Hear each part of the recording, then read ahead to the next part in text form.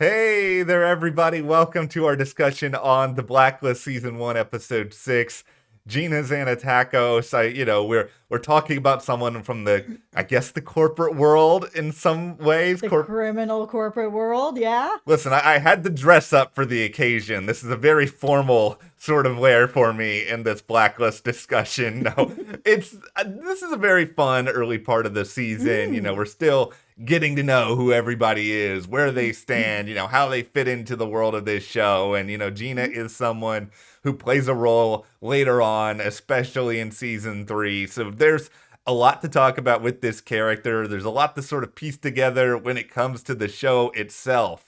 Yeah, and there were some mentions of some characters that play bigger roles later on. We heard Berlin on a recording. Rudiger was mentioned. Yes. Gina comes back. I mean, there was a lot going on in this episode. Even Aaron was back. Yeah, this is definitely an episode where I feel like we can talk a little bit more about potential season 10 possibilities than we really could with either the STEWMAKER or the COURIER that we've done the last couple weeks. But go ahead, if you guys aren't subscribed already, hit that subscribe button now, because we are here every week throughout this long hiatus talking about the Blacklist and some of these earlier episodes and trying to connect them to where we're going. And of course, we know season 10 is premiering in 2023. Rest assured, we will be here to talk all about that and share some really fun theories along the way. So hit that subscribe button now. Yeah, and we're also going to be having season 10 news as it's coming out. Yes. And the best way to get that is to hit that subscribe button. Also, follow us over on Instagram, Matt and Jess TV. There are some fun pictures up there from this past weekend with a Vegas trip and an amazing milkshake. It was crazy fun.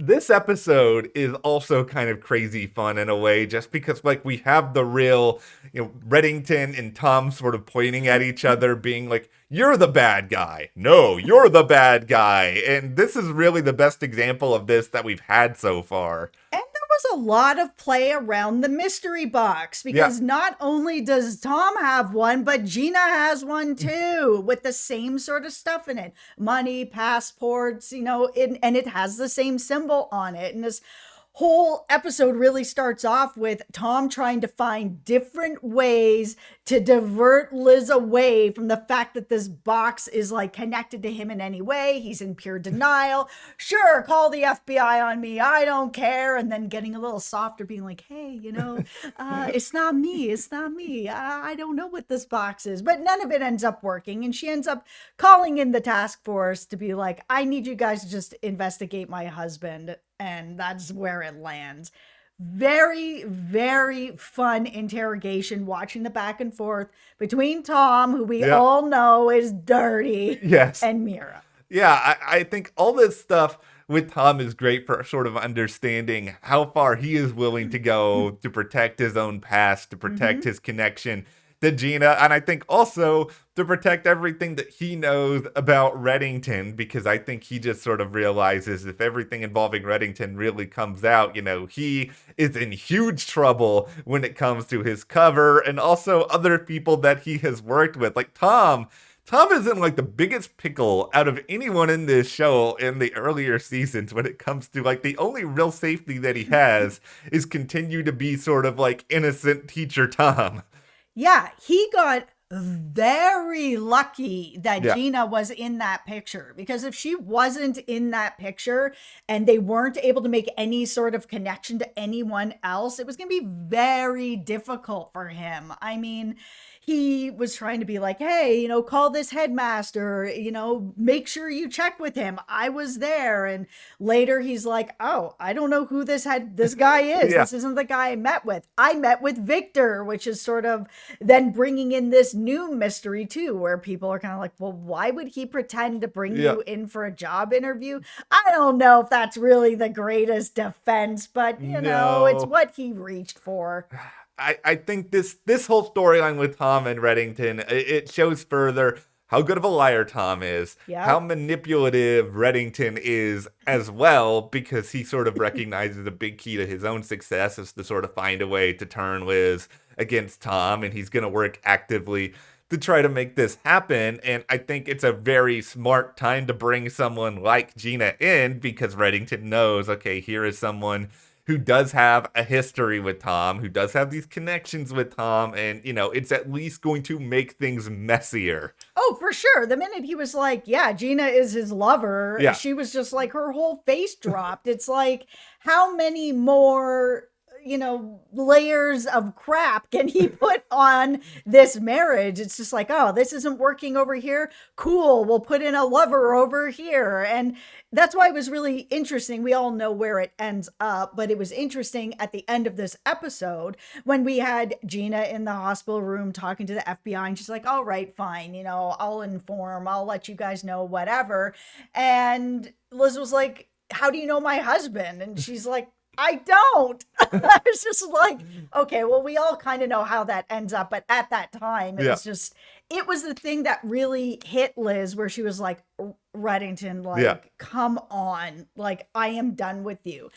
Where I was kind of like, Liz, like, why are you trusting this Gina girl? Is it just because you want to hear what you want to hear? Like, come on.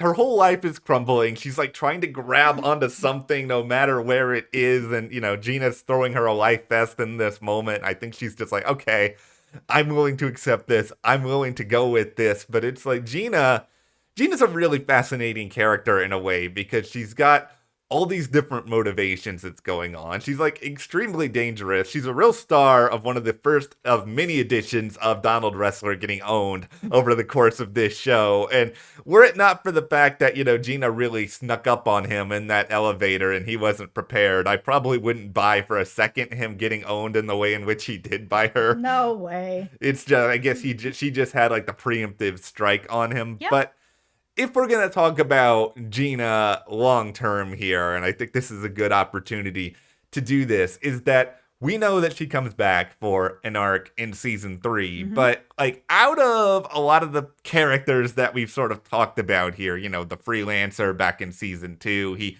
theoretically could come back. We know WUJING is more than likely going to be back based on the end of season 9.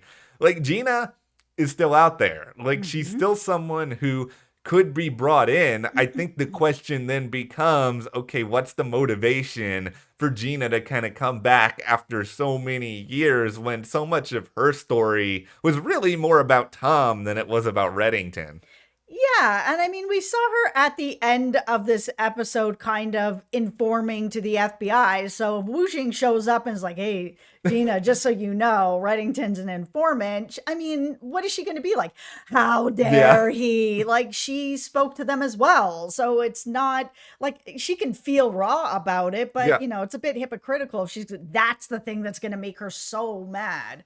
I think what would be kind of interesting to me if they go in this direction with season 10 is that I know in general they don't necessarily pull a lot of Tom mythology into the present or whatever else, but if the idea is, okay, here's some criminals that are going to be coming after Reddington, but we already know Reddington is trying to do a bit of good on his own at this point. I mean, he is putting some bad people away.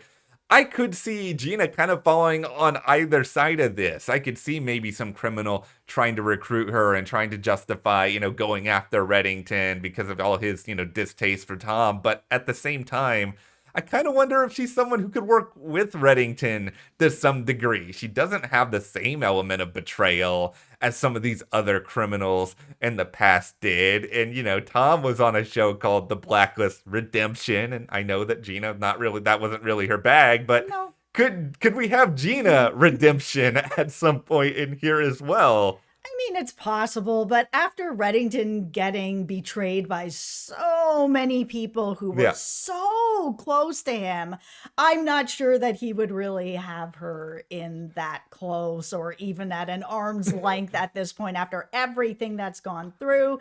I mean, he has worked with her in the past. He worked with her in this episode, but I just don't know. I just don't know what her motivation would be to come in and be pissed off about the Marvin list and what WUJING might have to say about it. I'm just not sure she cares. I think the big question mark here is, how much is the Blacklist season 10 going to be about making sense, or how much is it going to be about, let's just throw a bunch of nostalgia against the wall? I think Right on the money. Okay. I think they're gonna, that was the whole feeling of it for me anyways, when Marvin gave him the Marvin list, Yeah. that it was like, okay, who on that list is going to show up in season 10? It's like, okay, they've wrapped up everything with Liz, so that story should be complete now going forward.